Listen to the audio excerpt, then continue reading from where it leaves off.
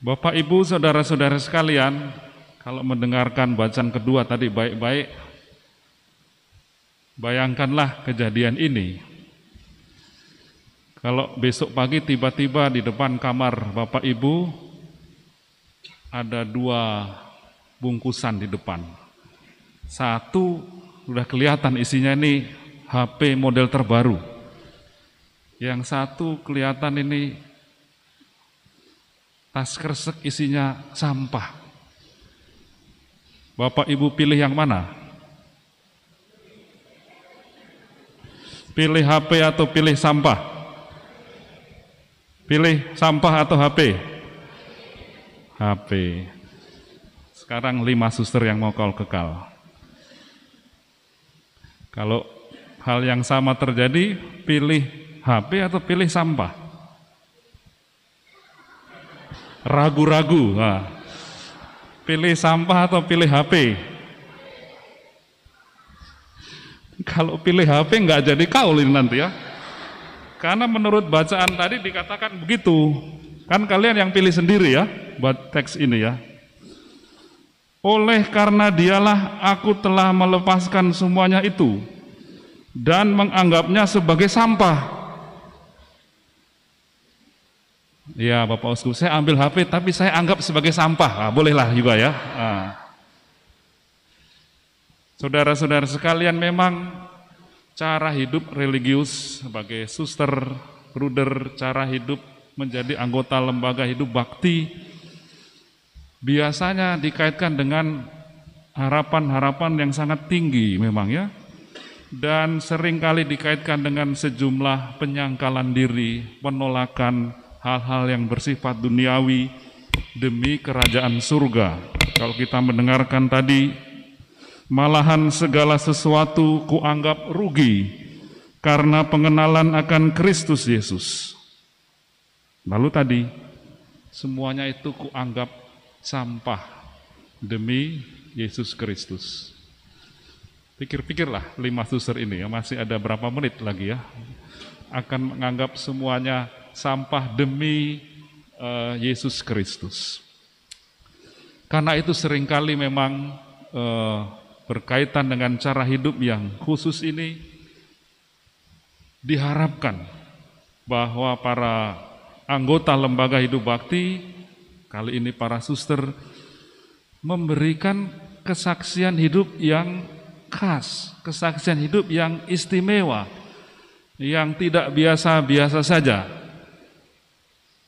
Memberikan kesaksian hidup, demikian harapan Paus Fransiskus kepada para anggota lembaga hidup bakti yang beliau sampaikan beberapa tahun lalu dalam rangka tahun hidup bakti. Kalau bahasa resminya beliau demikian, mengharapkan sebuah kesaksian yang istimewa dari para suster. Dalam konteks kali ini beliau pakai istilah, saya mengharapkan bahwa kalian dengan cara hidup kalian itu membangunkan dunia. Membangunkan dunia maksudnya kejutkanlah dunia begitu ya, melalui cara hidupmu yang tidak biasa. Waktu itu saya sempat sedang memberi retret di sebuah biara kontemplatif di Sikeben, para Klaris di sana. Saya menyampaikan harapan Paus ini, agar kalian sebagai religius membangunkan dunia melalui cara hidupmu. Mereka langsung angkat tangan, kami sudah. Romo waktu saya belum uskup. Maksudnya apa sudah? Kami tiap hari bangun jam 3 pagi, membunyikan lonceng. Orang-orang di sekitar kami bangun semua ya, karena lonceng kami, dan mereka memang bangun pagi-pagi untuk berdoa, membangunkan dunia. Itu mungkin dalam arti yang agak harafiah. Tapi secara umum, Paus mengharapkan bahwa para anggota lembaga hidup bakti melalui cara hidupnya ya, dengan kaul-kaul ketaatan, kemiskinan, dan kemurnian, dengan pilihan-pilihannya, diharapkan membangunkan dunia, mengejutkan dunia. Salah satunya tadi itu dengan cara memandang semuanya sebagai sampah. Coba lihat kiri kanan suster, apakah sampah-sampah mereka ini atau belum ya? Membangunkan dunia dengan melalui cara hidup yang kalian berikan. Dalam bahasa yang lebih sederhana, harus kelihatan agak aneh lah suster-suster itu ya. Kalau biasa-biasa saja, belum memenuhi harapan Paus Fransiskus untuk membangunkan dunia. Agak aneh tentu saja dalam arti yang positif. Beliau merinci cara yang lebih konkret apa yang beliau maksud kalau mengharapkan dari para religius, anggota hidup bakti, supaya membangunkan dunia melalui cara hidupnya. Ada 3 hal yang harus dilakukan kalau mau mengejutkan dunia, membangunkan dunia melalui kesaksian hidup. Yang pertama, kalau mau membangunkan dunia sebagai religius, maka beliau mengatakan pertama-tama bersukacitalah. Untuk membangunkan dunia kita zaman ini, Paus mengatakan perlu para suster menampilkan sikap bersukacitalah. Bersukacitalah tentu saja yang beliau maksud adalah bersukacita karena seperti kita dengarkan dalam bacaan-bacaan hari ini ya, terutama karena dekat dengan Tuhan. Itu yang beliau maksud. Bersukacitalah karena kalian dekat dengan Tuhan, karena memilih mendapatkan Kristus dan menganggap yang lain sebagai sampah, dekat dengan Tuhan dan dalam pengabdian sehari-hari, tidak tampak sebagai orang yang baru pulang dari kuburan. Dalam kesempatan lain beliau mengatakan, bersukacitalah. Itu satu, kalau mau mengejutkan dunia, bersukacitalah. Saya nggak tahu kalian bersukacita atau tidak, ini karena pakai masker ya. Tapi tentu saja maksudnya terutama itu, sukacita yang lahir karena kalian dekat dengan Tuhan, atau kalau dalam istilah di keuskupan kita, berpusat pada Kristus. Itu satu. Yang kedua, kalau mau membangunkan dunia melalui cara hidup kalian, Paus Fransiskus mengatakan kalian harus menjadi ahli, pakar dalam membangun persaudaraan atau persekutuan. Itu juga yang sangat dibutuhkan dunia. Kalau mau mengejutkan dunia dalam arti yang positif, kalau mau menjadi aneh, istimewa dalam memberi kesaksian, yang sangat dibutuhkan dunia juga adalah, yang kedua adalah agar kalian menjadi orang yang ahli dalam membangun persaudaraan. Bukan sebaliknya. Apalagi spiritualitas kalian keluarga Nazaret ya. Setelah kau kekal, jangan menjadi orang yang ahli membuat perpecahan di antara kalian. Itu juga untuk membangunkan dunia, memberi kesaksian yang istimewa. Dan yang ketiga, Paus Fransiskus mengatakan kalau mau membangunkan dunia, kalian harus berani pergi ke tempat-tempat pinggiran. Beliau mengatakan begitu, baik secara geografis maupun secara eksistensial. Artinya sebagai religius, kalau mau membangunkan dunia harus berani pergi ke tempat-tempat yang sulit, ke tempat-tempat yang membutuhkan banyak pengorbanan. Tidak boleh takut untuk melaksanakan hal itu. Jadi 3 itu. Bangunkanlah dunia, kejutkanlah dunia dengan bersukacita, jadilah ahli dalam membangun persaudaraan, beranilah pergi ke tempat-tempat yang sulit, ke pinggiran-pinggiran, geografis maupun eksistensial, di mana ada orang-orang yang membutuhkan perhatian kita secara istimewa. Bapak, Ibu, saudara-saudara sekalian, tentu saja harapan ini sangat tinggi ya. Dan kita atau kalian religius harus berusaha paling tidak ya untuk melaksanakannya supaya jelas warna sebagai religius itu. Tetapi memang betul, kadang-kadang tuntutan itu seperti melampaui kemampuan-kemampuan kita dan kita akan mengalami terus-menerus bahwa kita belum berhasil.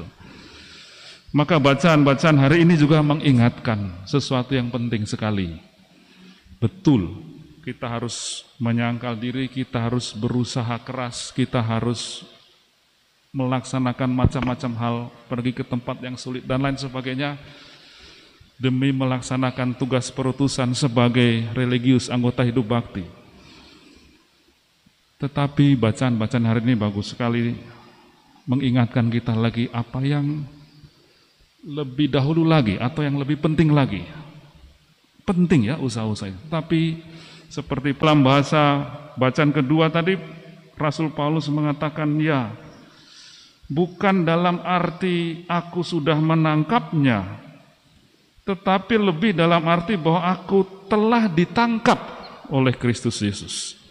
Itu sebenarnya yang lebih asali dan yang lebih penting, yang lebih mendasar dari sebuah cara hidup yang khusus seperti kalian.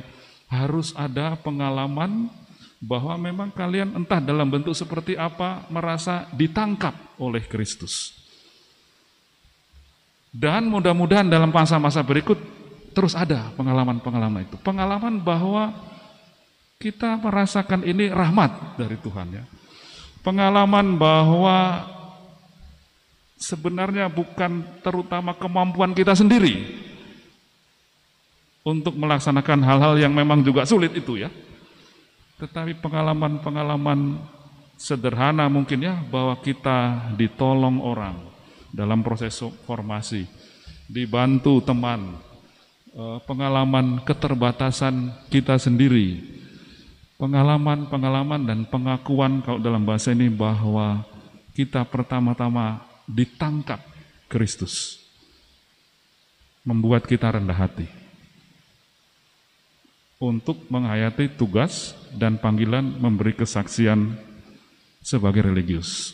Paulus tadi mengingatkan beberapa kali ya, dia juga orang yang kita tahu ya setelah pertobatannya begitu berapi-api, bersemangat melakukan apa saja yang mungkin, mengorbankan segala sesuatu yang mungkin, tapi kemudian dia selalu ingat, bukan seolah-olah aku sudah berhasil dan juga seolah-olah aku yang terutama menangkap Kristus, tetapi sebenarnya aku lebih ditangkap oleh Kristus. Harus ada pengalaman bahwa ini semua terjadi karena rahmat Tuhan yang dialami melalui macam-macam peristiwa, melalui pimpinan, melalui teman-teman, melalui keluarga, melalui siapapun yang menolong kita, itu harus dipegang dan disyukuri.